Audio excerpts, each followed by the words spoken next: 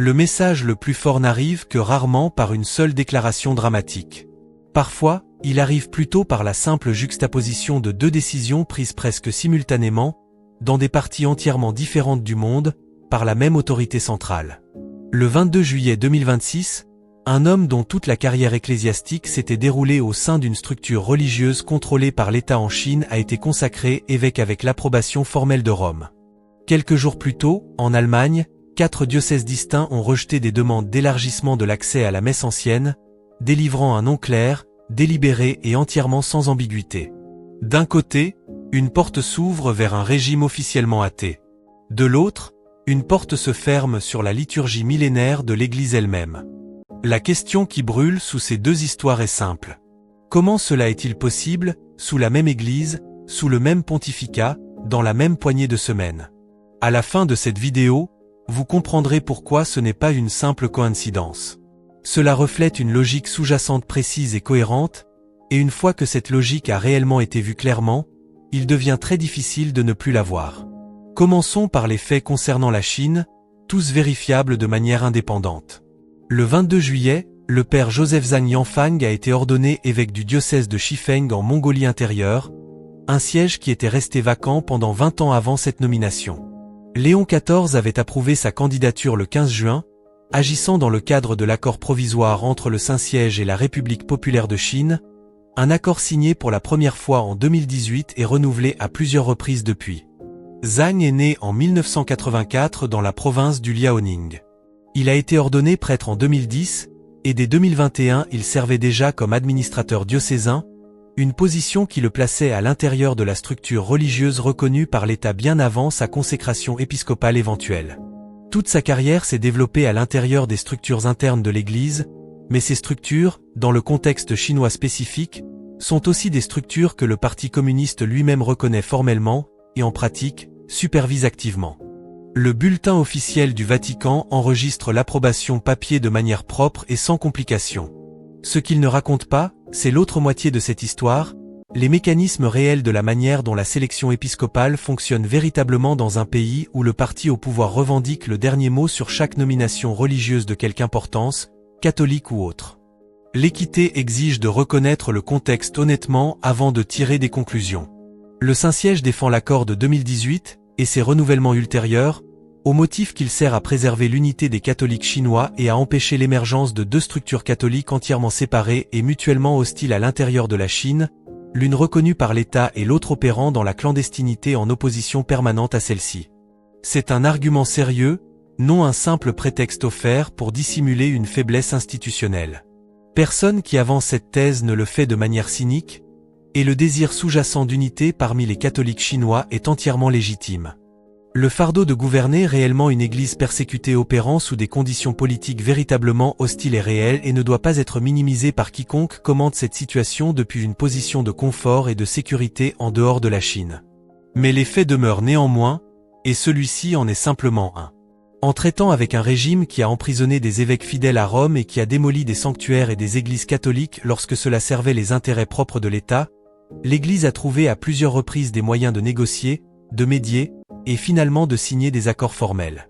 Le cardinal Joseph Zen, âgé de 93 ans au moment de ces événements et lui-même arrêté à Hong Kong précisément à cause de sa loyauté franche envers Rome, a qualifié l'ensemble de l'arrangement de trahison de l'Église clandestine qui a souffert pendant des décennies précisément pour éviter les compromis que cet accord formalise désormais. Son opinion, forgée à travers des décennies d'expériences personnelles directes et de souffrances véritables pour la foi, porte plus de poids que 1000 analyses confortables offertes depuis l'extérieur de cette expérience. Gardez ce mot précis, car il importe énormément pour comprendre tout ce qui suit. Médier. Avec Pékin, l'Église médie. Tournons-nous maintenant vers ce qui se produit de l'autre côté du monde, lorsque quelqu'un demande simplement, par les voies diocésaines entièrement ordinaires, un accès élargi à la messe traditionnelle que l'Église a célébrée pendant bien plus d'un millénaire. Le 21 juillet, l'agence de presse catholique allemande KNA a recueilli les réponses formelles de 4 diocèses, Passau, Ratisbonne, Cologne et Hambourg. La question posée à chacun était simple. Allez-vous élargir la disponibilité de la messe ancienne dans votre diocèse? La réponse des 4, sans exception, a été non. Aucune expansion actuellement prévue. Et le détail qui transforme cela d'une réponse administrative de routine en quelque chose de véritablement frappant est le contexte spécifique qui l'entoure. Cette réponse est arrivée précisément au moment où le Saint-Siège a activement exhorté les fidèles à ne pas assister aux messes célébrées par les prêtres de la fraternité Saint-Pie X, une fraternité qui maintient des chapelles actives dans ces 4 mêmes diocèses allemands. La logique reliant ces deux faits semblerait, en surface, entièrement évidente. Si l'on demande aux fidèles de quitter les chapelles de la fraternité et de revenir à la pleine communion avec les structures diocésaines ordinaires, la réponse naturelle et pastoralement cohérente serait de leur offrir davantage de célébrations approuvées et pleinement régularisées de la messe ancienne au sein de ces mêmes structures diocésaines. Leur fournir une véritable alternative plutôt que de leur demander simplement d'abandonner ce qu'ils ont actuellement. Mais au contraire, on leur demande de partir sans rien recevoir de comparable en retour. La réponse la plus frappante de toutes vient précisément de Ratisbonne, le diocèse où la fraternité Saint-Pie X maintient en fait son propre séminaire. Là, le porte-parole diocésain a expliqué le raisonnement sous-jacent du diocèse avec une franchise inhabituelle et révélatrice. Offrir un nombre suffisant de messes selon la forme ancienne, a-t-il expliqué, fonctionne comme une réponse pastorale importante à ce qu'il a décrit comme l'activité missionnaire parfois agressive de la fraternité Saint-Pie X. Arrêtez-vous soigneusement sur cette phrase précise, car elle mérite un examen complet et honnête plutôt qu'un passage rapide vers le point suivant. La messe ancienne, selon le raisonnement déclaré de ce porte-parole diocésain, n'est pas rendue disponible parce qu'elle représente un véritable trésor du patrimoine liturgique de l'Église, quelque chose d'intrinsèquement précieux en soi indépendamment de toute considération stratégique. Elle est rendue disponible, lorsqu'elle l'est, spécifiquement comme une tactique de confinement. Un antidote. Un outil délibéré conçu pour vider les chapelles de la fraternité des catholiques qui pourraient autrement y être attirées. Elle n'est pas aimée pour ce qu'elle est réellement. Elle est utilisée, de manière instrumentale, pour ce qu'elle peut accomplir stratégiquement contre un rival institutionnel spécifique.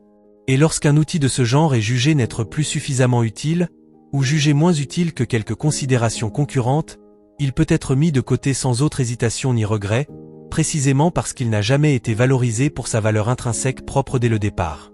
C'est la logique sous-jacente qui semble gouverner la réponse collective des diocèses allemands. Et voici enfin les deux images placées directement côte à côte pour une comparaison complète et honnête.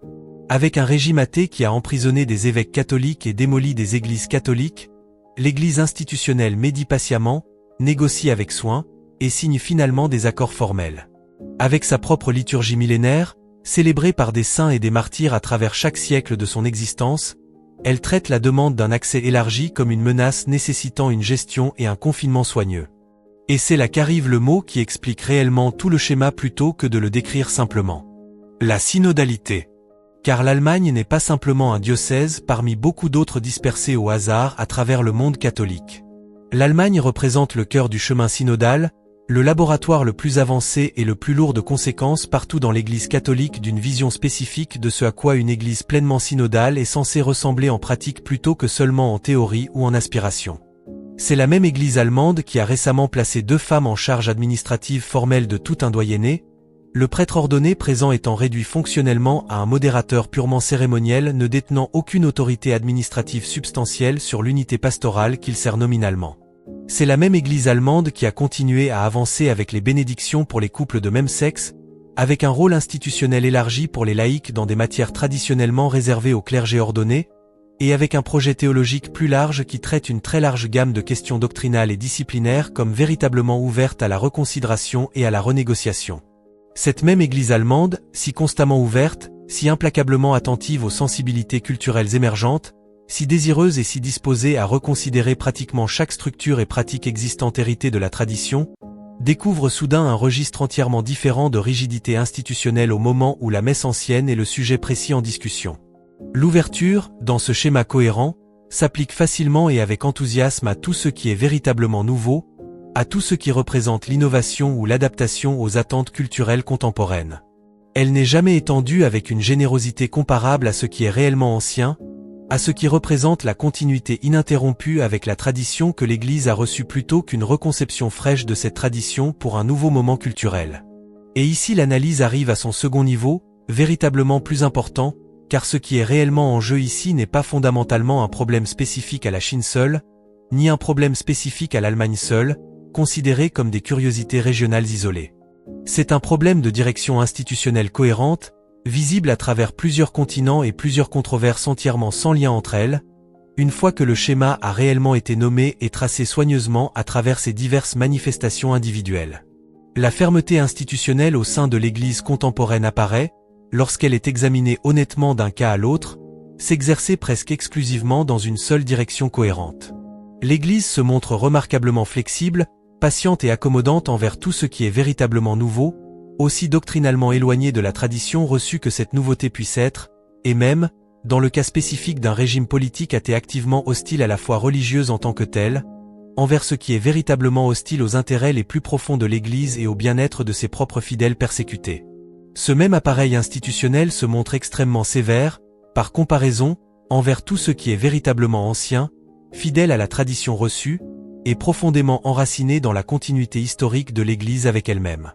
Un accord formel est conclu avec Pékin, un gouvernement officiellement athée qui a emprisonné des évêques catholiques fidèles à Rome et démoli des lieux de culte catholiques lorsque cela servait les intérêts politiques de l'État.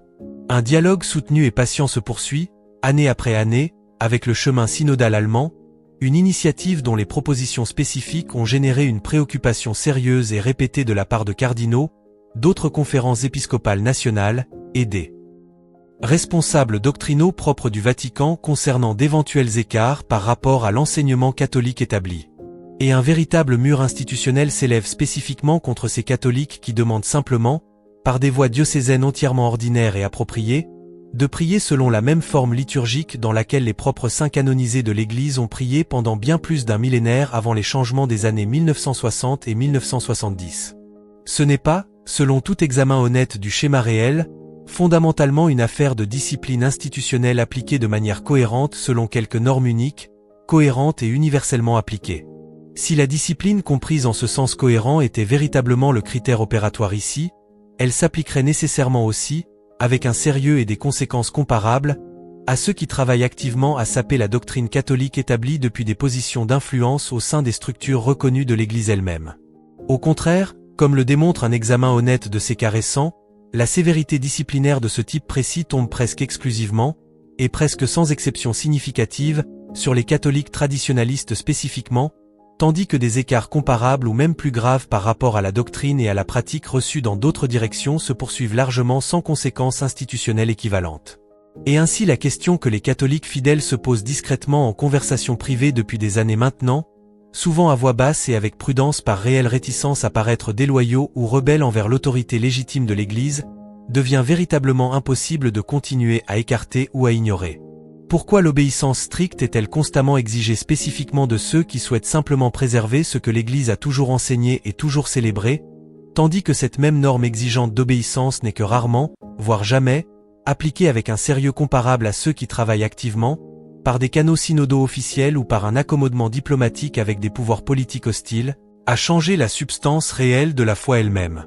Il faut le redire, avec une clarté complète et sans aucune ambiguïté, que le pape lui-même n'est pas ici en procès, et que rien dans cette analyse spécifique ne doit être lu ou réutilisé comme un argument contre la légitimité de sa charge. Le pape demeure le pape, pleinement et sans qualification, et le sédévacantisme, la position théologique affirmant que le siège papal est actuellement vacant ou illégitimement occupé, demeure exactement ce qu'il a toujours été au sein de la théologie catholique authentique. Une impasse véritable n'offrant aucun chemin cohérent en avant pour aucun catholique fidèle. Léon XIV a hérité de l'accord avec la Chine de ses prédécesseurs. Il ne l'a pas inventé personnellement ni négocié ses termes originaux. Cette distinction importe et mérite d'être énoncée clairement plutôt que d'être obscurcie pour une commodité rhétorique. Mais les croyants ordinaires conservent le droit entièrement légitime d'examiner les faits observables honnêtement et de remarquer, sans exagération ni fausse équivalence, lorsqu'un véritable double standard semble opérer de manière cohérente sous le même toit institutionnel. Voir simplement ce schéma clairement, et le nommer honnêtement lorsqu'il apparaît, ne constitue pas une rébellion contre l'autorité légitime de l'Église. Cela constitue rien de plus que la maturité ordinaire qu'une foi adulte authentique exige de quiconque prend à la fois l'Église et la vérité au sérieux en même temps. Et les faits observables, examinés sans exagération partisane dans l'une ou l'autre direction, disent quelque chose de tout à fait spécifique et de tout à fait difficile à éviter.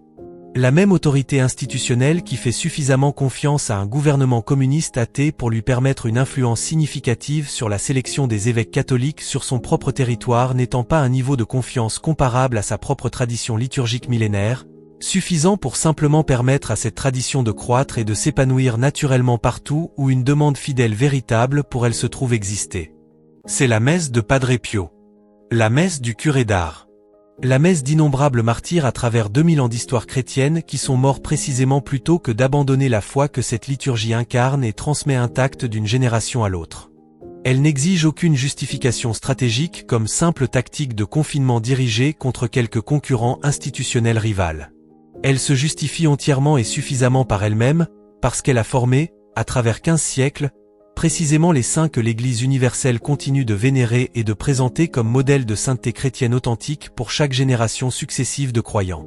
Une Église qui traite son propre trésor liturgique hérité comme un inconvénient à gérer et à contenir soigneusement, tout en traitant simultanément un régime politique athée ouvertement hostile comme un interlocuteur diplomatique légitime méritant de la patience et un engagement soutenu de bonne foi, n'est pas, dans un sens théologique significatif, en train de perdre activement sa foi purement et simplement.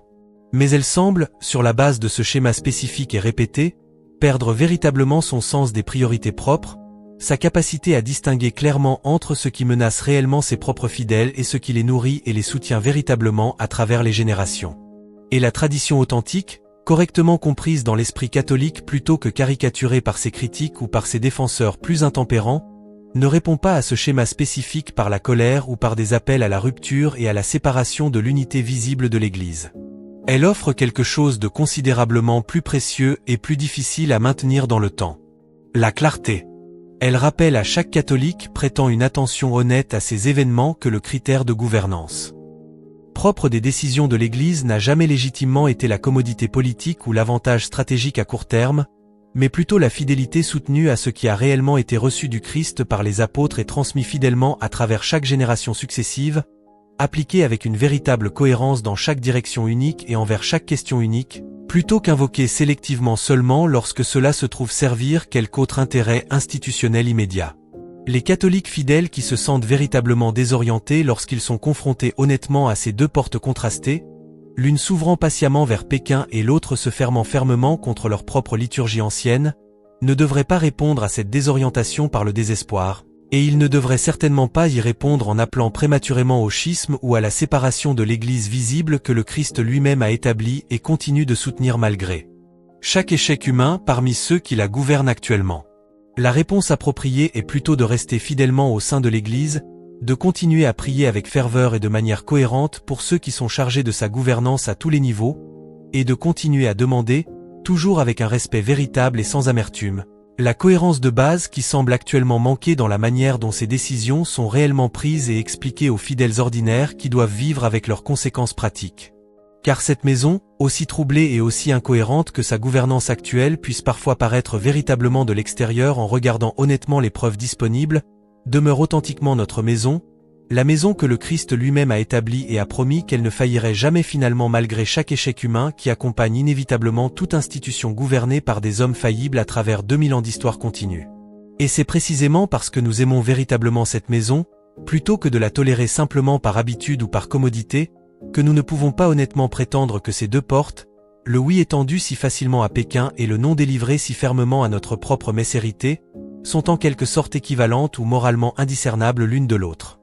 Elles ne le sont pas.